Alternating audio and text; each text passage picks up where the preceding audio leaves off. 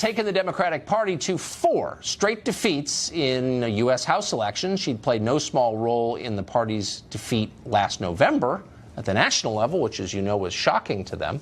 Perhaps at times she stepped down and give another leader a shot, but no. Pelosi says she's got to remain in office. She has to, not for any reason relating to political vision or acumen. No, Pelosi deserves to stay in charge, she says, because she's a woman.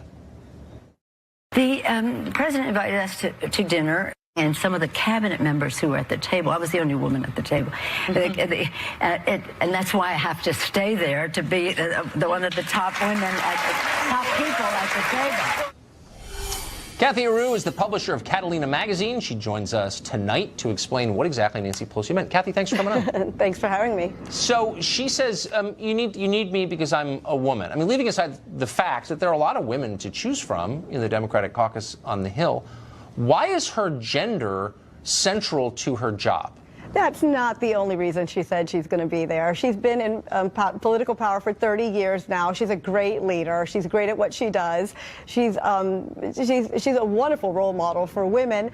So she didn't exactly say that she can be the only woman at the table, but she happens to be the only woman at the table. She said it's important that I'm a woman. It is important that there's a woman at the table. Why is that important? Well, because of the demographics of this country. 51% of the country are women. We should have the demographics of our politics look like our country. No, that's not true. What, according to modern progressive orthodoxy, there are 63 separate genders. Now, it's not just men and women. It's not binary, Kathy. I don't know if you're keeping up with this stuff, I'm dead serious. This is, I mean, I think it's insane, of course, but you're required to believe it. So if there are 63 separate genders, then we should have them all at the table. We should have many genders at the table. But then why just the same old, like, man, woman, why not give someone from another gender a shot? Fabulous. We should, and we should start with having her at the table, and let's invite the other genders at the table. But let's keep Nancy Pelosi. She is smart. She is great at what she does, and the players on her team want her to lead the team. They want her to be the captain. The DNC chair supports her. The chairman supports her. Her caucus supports her. But that's why she's there. But in real life, look, I mean, she held her Democrats together for the health care vote in the first Obama term. That was impressive. I agree with that. Very. Yeah, it was. Republicans can't do that. No, they can't. You're right. And she lost a historic number of seats for doing that. But she did a good job there. She's had no victory. She's had no victory since then. And you know as well as I talked to a congressman about it today, she's not going to get the 218. If Democrats win in the midterm, she's not going to be reelected speaker because she's failed. Again and again and again. Everyone knows, in D.C. knows, that those losses cannot be blamed solely on Nancy Pelosi. I don't think There's so many other factors that play into that. Okay. But, I mean, look, pulling the woman card is a little bit weird to me, since we live in a moment where we are told, as a matter of official orthodoxy, my kids learn this in school, that you can change your gender just by saying so. So in a world where you can change your gender just by saying so, why is it important to be a specific gender? It's meaningless if you can change it just by saying so, isn't it? So, I mean, so then we should have a woman and all those other genders at the table. But why is it meaningful to be a woman if a woman can change into a man by snapping his or her fingers, which is what we're supposed to believe? If she leaves, then we have all the men back at the table, and we're back 50 years. We need her there. She's a step forward in the right direction. Okay, but then let me just, I'm going to try to put a finer point on for one last attempt to get into the meat of this, which is, what about being a woman or a man or a member of the other 61 genders makes you a different and better leader than if you weren't? What inherently about being a woman? You have a different perspective. You have a different viewpoint. You see things differently. We need as many people to come to the table so we see things differently. That's what our country's made of. We all just can't be the same white guy sitting around a table just because we're afraid to invite anyone else to the table. Because men happen to be afraid of women in power. I mean, that's just a fact. Democrats are? Really? No, I don't. I mean, I live with 4 of them. I'm not afraid at all. No. But I'm wondering though, I mean, you're talking about Democrats. She's not elected by Republicans. It's her Democrats. But the GOP loves to take shots at her. They love to take shots at her. The public doesn't like her, as you know. I mean, last question. She lives in one of the richest zip codes in the world. Yeah. In Pacific Heights in San Francisco. Right. Just like Trump lived in one of the richest places in the world. That's fine. I mean, I'm not here to defend Trump's zip code, but I'm just asking, do you really think that Nancy Pelosi represents all women? Well, absolutely. She's not bought and paid for by anyone. That means that she's there for her own passion. Your faith is childlike and therefore impressive. Kathy, thank you for joining us. Well, the media don't just hate Trump. For the most part, they don't like or understand the people who voted for Trump, and that's the real. California's lawmakers are chopping up their state's criminal code to keep up with rapidly shifting values that are changing so fast. It is bewildering. The state used to fear people deliberately spreading HIV, which remains a chronic, incurable, and ultimately terminal virus. No more, under a new law taking effect next year, deliberately spreading HIV, doing it on purpose, knowing that you're doing it, is now in California a misdemeanor with a maximum punishment of 6 months in jail. Meanwhile, there are terrible new crimes in California, and the most terrible of all, misgendering someone. Also starting next year, healthcare workers who persistently use the wrong pronouns when working with seniors could be imprisoned for up to a year.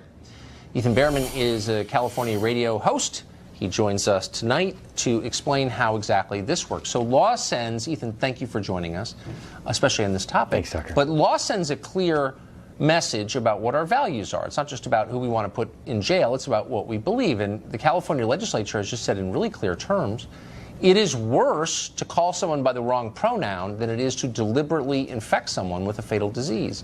That seems like an inverted value structure to me. Well, it's not worse, and I'm not quite sure where the year is coming from in terms of punishment, and of course that's up to the judge, but what we have is something called elder abuse is what happens, and as our demographics change, the law needs to keep up with that. So if you want to be called something, shouldn't I, as basic human decency, call you what you want Sure. to be called? Yeah, and I do that's that. what we're talking about here. Yeah, no, it's not what we're talking about. I mean, people change their names, women get married, for example, or whatever. I want to call you what you want to be called. That's always been my view because I try to be polite. But that's very different from the state weighing in and saying if you somehow use the wrong name more than once or several times or in a way that we consider, quote, persistent, we're going to punish you more severely than we would if you knowingly gave someone a fatal disease. What the hell? Well, so we have a couple of different issues there. First off, HIV is no longer the fatal disease. When you and I were living through the 80s and seeing people dying left and right in San Francisco, among other places, it was fatal. And now medicine has advanced that it's not fatal anymore. Okay. We are keeping people alive. Look at Magic Johnson. That is true. But if you know people who have HIV, I'm sure you do, I do. First of all, people do die from it, for sure. Second, it's a huge deal. It's a big deal. It makes you really sick. It's super expensive. It's terrible. And you could say the same thing about tuberculosis. Should we decriminalize the intentional transmission of tuberculosis or malaria? Of course not. And the only reason you're doing this with HIV is because there is a specific lobby dedicated to achieving this. And that's kind of the last government you want to have, one whose laws are written by various lobbies for various weird reasons. Don't you see where I'm going, right?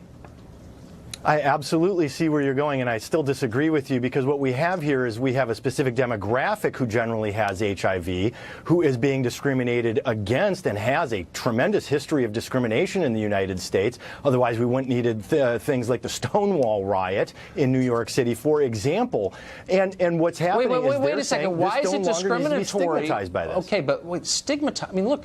I don't care what, quote, demographic you're in. If you intentionally give someone an incurable disease, I don't care how much money you give to Nancy Pelosi. You should be charged with a felony for that. That's ridiculous behavior. I mean, right? Why are we making excuses for that behavior?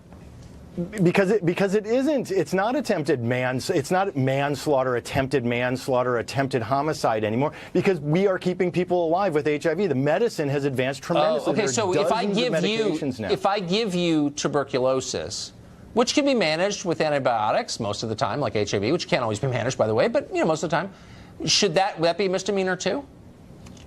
Yeah, and morally speaking, why not any STD? No, legally, because gonorrhea has never had the consequences of HIV or tuberculosis. But look, the tuberculosis sufferers don't have a lobby. That's the truth here. But as a moral question, you think it's okay, it shouldn't be a felony to intentionally give someone tuberculosis. Is that what you're saying?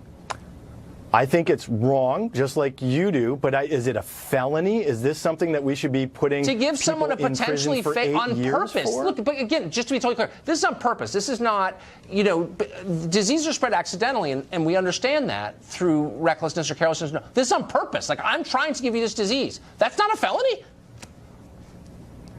No, and it's a misdemeanor in the state of California. We have determined, now that this is a misdemeanor for up to 6 months in jail for each offense. I wasn't for California becoming its own country. I'm getting close. Ethan, thank you.